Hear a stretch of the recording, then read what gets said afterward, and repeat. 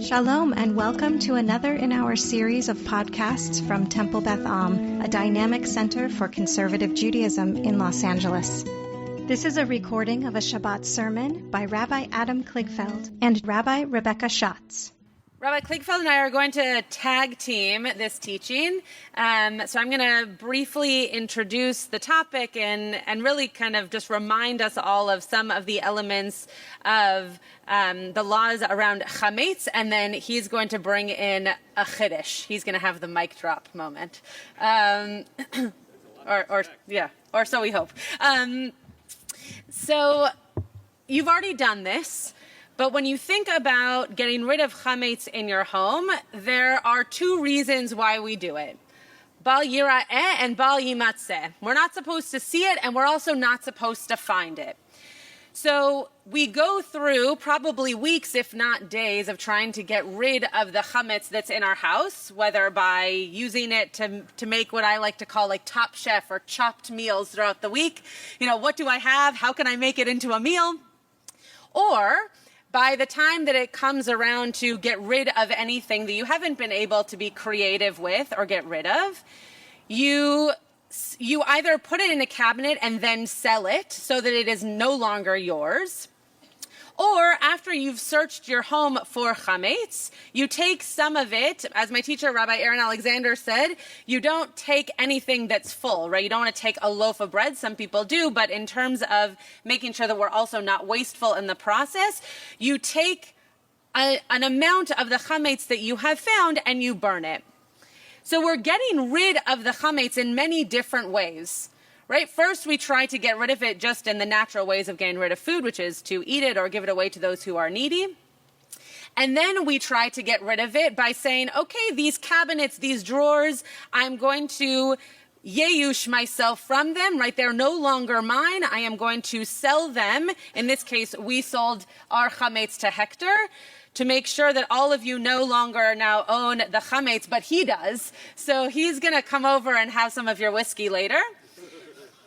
But we make sure that it's no longer ours, because though we're going to go through our home and we're going to check it in the dark with a feather and with a candle, we're going to make sure that every little crevice is clean of chametz, there's still a chance that you overturn something and you find a Cheerio. Or you find something in your house that you want to make sure that because of the prohibition of seeing or finding, that it's no longer yours. Right, that it's Hector's, right? It's Hector's to come and find and have.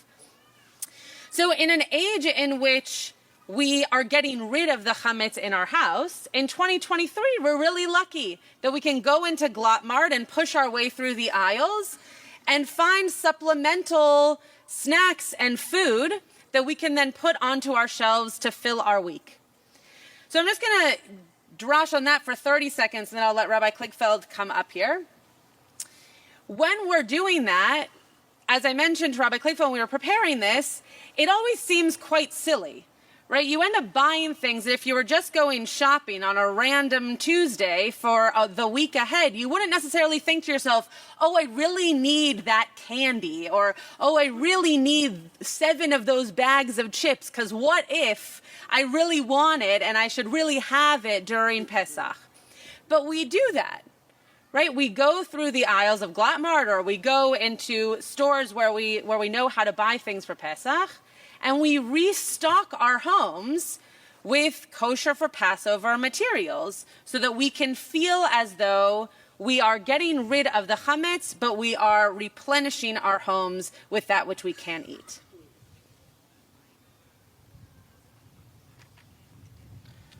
So as Rabbi Schatz alluded to, although there is a meaningful and I think terrible financial oppression to Pesach with price gouging and the pressure that many people feel to put on meals and to stock their cabinets with things that they may not specifically need, most people who are not indigent are able to fill the cabinets they have just emptied. And there's something beautiful about that, and to be living in this era where it can be that full and that varied. And yet, you know, there are memes out there. Someone tweets something particularly powerful or writes something particularly funny, so they broke the internet.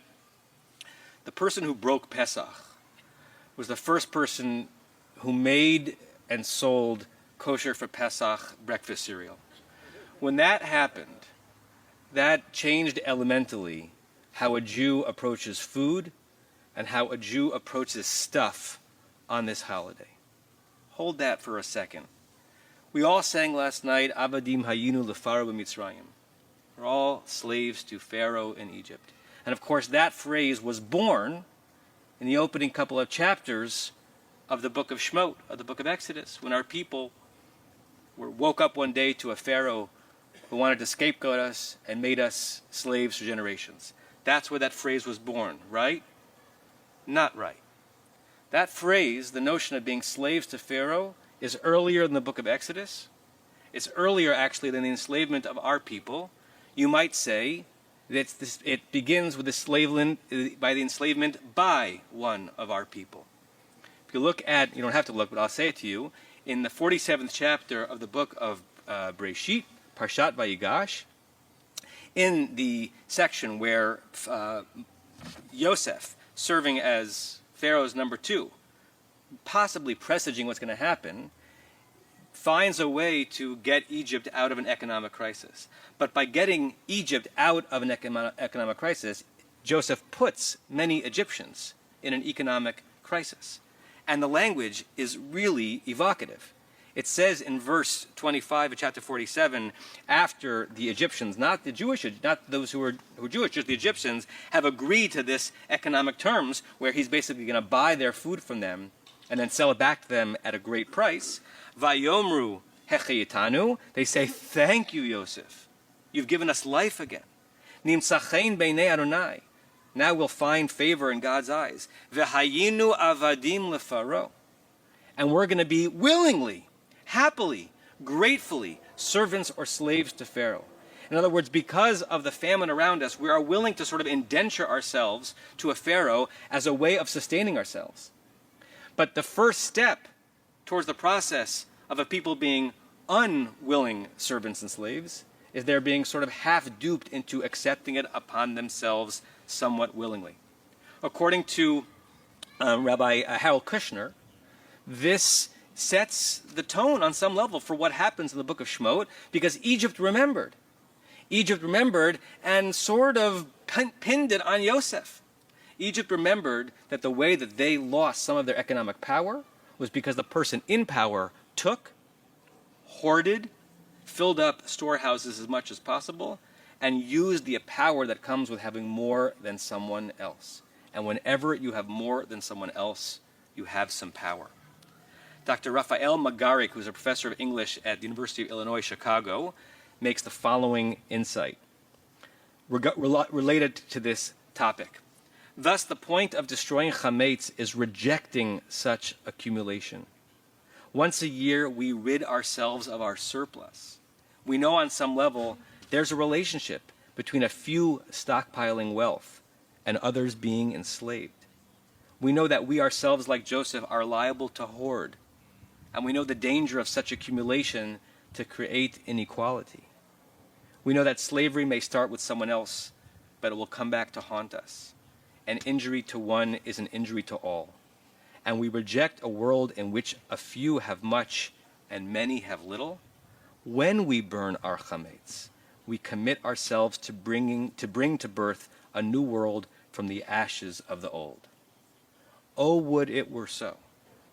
Oh, would it be that we could live a Pesach that's somewhat in line with the cautionary tale that Yosef's power and Yosef's method of saving Egypt foretold for the Jewish people. And oh, would it be wonderful and holy if we could go back to an observance of Pesach in which it's not a competition for a new category of getting more, but rather an experiment in the noble reality of having a little less. You have been listening to another in our series of podcasts from Temple Beth Am, a dynamic center for conservative Judaism in Los Angeles.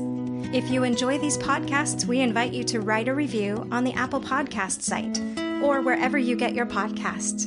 For more information about Temple Beth Am Los Angeles, go to tbala.org.